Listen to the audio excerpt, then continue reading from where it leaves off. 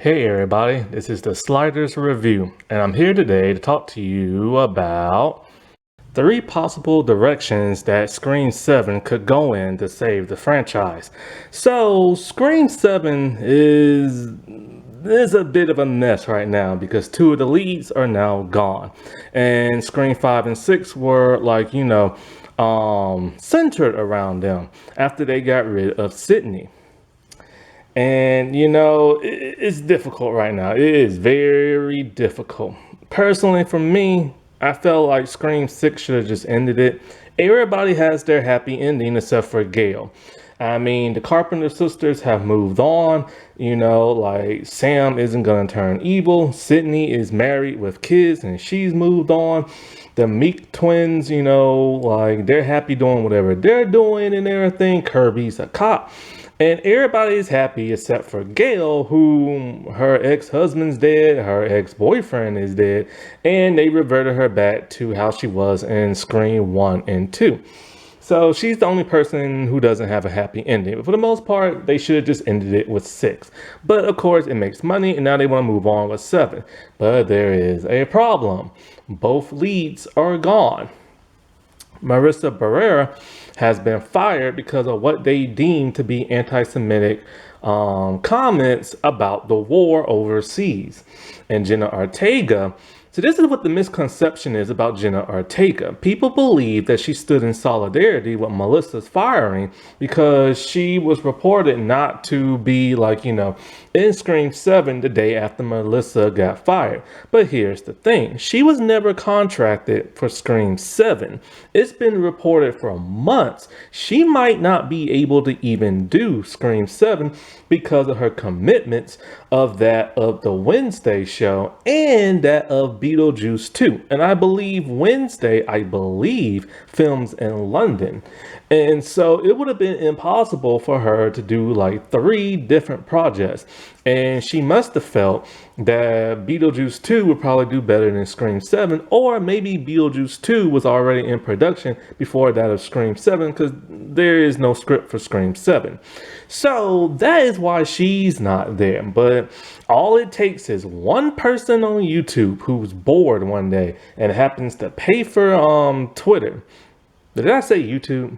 Anyway, it just takes one bored person on Twitter to pay for like a blue check mark and everything, making people think they're important and then spread misinformation. And that's exactly what happened. And people ran with it until other people, sources that are more credible than whoever this random stranger was, verified she was never contacted. But the thing about Spyglass did not want people to know Jenna Ortega was not gonna be in Scream 7 because she is a huge draw right now. And not only that, but people love her character and they love her. And so once they fired Melissa, they're like, all right, might as well give people more bad news. And then so they revealed that, she's not going to be in it because of Beetlejuice 2. And so we're out of 2 Carpenter sisters. And, it's a really sticky situation. And some people are saying, is Melissa's personal Instagram thing. She can say whatever she wants. That is true. It is her own personal Instagram thing. And she can say whatever she wants. However, what I've learned from watching videos on former wrestlers and Disney Channel stars and Nickelodeon stars is once you sign that dotted line, you're basically the studio's property and everything, especially when it comes to Disney. Disney is ruthless when they want you to do whatever it is they want you to do and not do. This is why you see Disney stars and Marvel stars in their costumes at these sick hospitals because Disney makes them do that and everything. Like basically, let's say a celebrity is out at lunch at a restaurant with some friends just chilling. They call you up and like, look, put on that costume, fly your behind out to this hospital and go see these sick kids. That's what they have to do. They have to hop to it. And Bella Thorne, she revealed that, like, when she was on Disney Channel, they forced her to speak with a high pitched voice because her voice is naturally mature and sultry and stuff and slightly deep. But they made her speak with a high pitched voice because they want her to appeal to kids. Then she got in trouble for posting a picture of herself in a bikini while she was at the beach, of all things, because they want to keep that Disney brand for little kids. The girl who played Andy Mack, whenever the director will say cut and action in between scenes, they were not allowed to eat nothing because, like, one time she ate like a blue popsicle or something and it turned her tongue blue. So they had to shut down production until her tongue turned back to the natural color. Disney is ruthless and everything. And so, like, and we still don't know what happened behind the scenes between Melissa and Spyglass because it was reported she was like quietly let go. I don't know if they contacted her or whatever. They probably, I mean, if they were really that outraged, they could have just told her to, like, delete the post, but she says she won't be silent, so most likely they might have contacted her and she refused to delete it, and so they fired her. But it is what it is. And sadly now, Scream 7, not only have you lost the two leads, you lost three leads. Neve Campbell's one, and now politics have been drawn in the middle of this, and it's very messy right now. So it's like, how could they go forward with like Scream 7? Well, the obvious choice, if they want to save this franchise, is bring back Neve Campbell. I mean, she is the OG Scream final girl, and they did her dirty in Scream 5 and Scream 6. And so she left because she wasn't paid what should be paid, and she barely did anything in Scream 5. The problem is, if she signs on, it's going to be some backlash because now politics are brought into this and people's all like, well, you should stand in solidarity with Melissa and everything. But the thing is that the entire cast of Scream 6, including Courtney Cox, did not stand in solidarity with Neve Campbell, and they still made that movie. So Neve could very well, if they're probably going to give her a buttload of money. And I mean a lot of money. And most likely she might just sign on, or she might not. Either way, people are going to attack her, and it's going to be sad because she has done nothing wrong. So of course, to go forward, you just go forward with Sydney. That's the most obvious choice.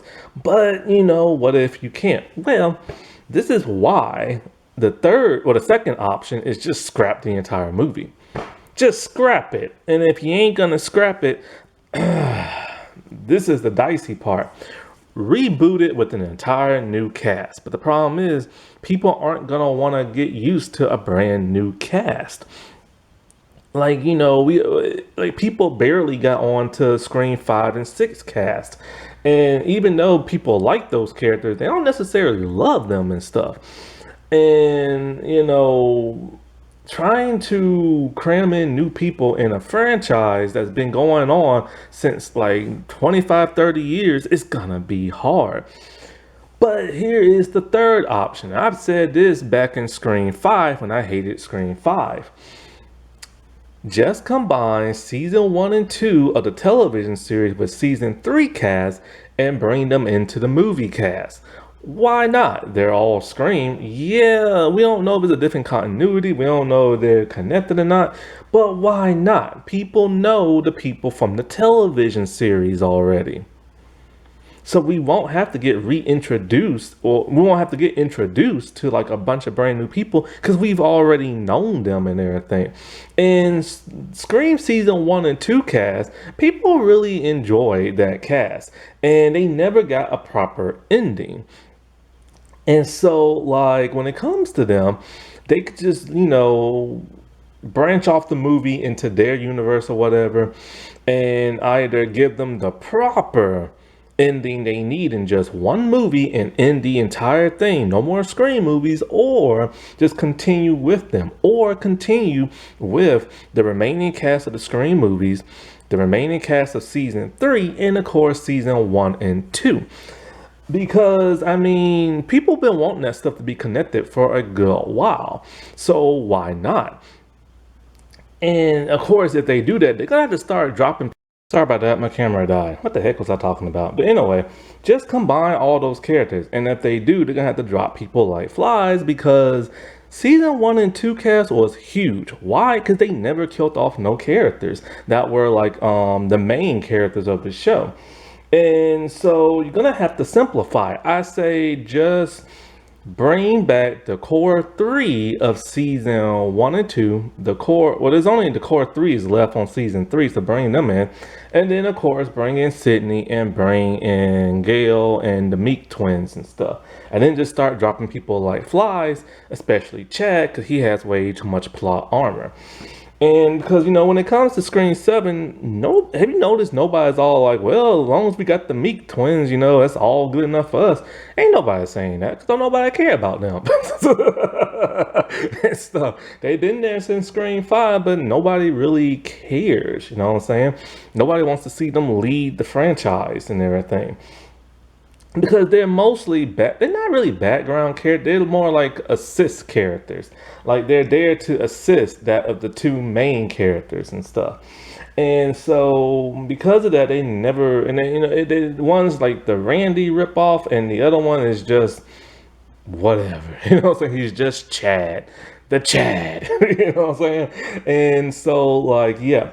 But bring back Emma, man, from like the Screen television show, that Randy knockoff dude, Noah, and Aubrey, and bring back, like, you know, the 3 people from Scream 3 and season 3 and stuff. And, you know, just see if it works. If it works, then, you know, but make it to a point where, you know, everybody has like a happy ending in like that movie. Because if it don't work, then just end the entire thing. But, you know, seriously, it should have just ended in Scream 6. But it really should have ended in Scream 3. I've been saying that for the longest time. Because trying to introduce new characters is hard. In Scream 4, Sydney and the core 3, you know, Dewey and Gail, they were still in that movie.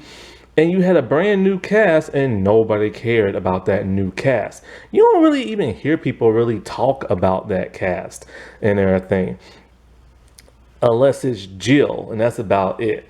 And it's hard to introduce new characters in this franchise because it's been going on since 1996. It is time for it to end, because now people want to see like Stu be brought back from the dead, or Jill be brought back from the dead, or Randy be brought back from the dead. And it's like, why? They're dead. Just because it happened to Kirby don't mean it needs to happen to everybody else. So yeah, that's just my thoughts. Alrighty, well, I'll talk to y'all later. Bye.